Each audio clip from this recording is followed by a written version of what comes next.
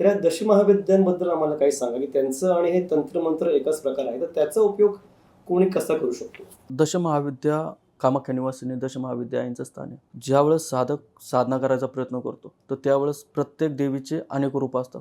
जसं काली आलं, काली, स्मशानकाली, गुहकाली, अच्छा. कामकाली, धनकाली याच्यामध्ये त्यांचं रूपांतर असतं.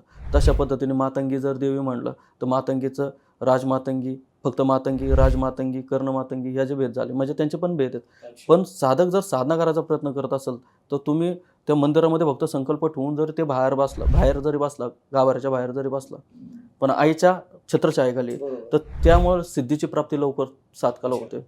जेणेकरून की साधक तिथं आल्यानंतर कोणतीही साधना असो किंवा एखाद्याची कोणतीही अडचण ती दैविक कृपेने आई भगवतीच्या शक्तीने तिथं पूर्णपणे सिद्ध होणार आहे. सिद्ध झाले पाहिजे. एक मनोकामना, प्रत्येकाची एक मनोकामना असते काहीतरी, बरोबर. ती पूर्ण होऊ शकते. अशा पद्धतीने त्यांचा विषय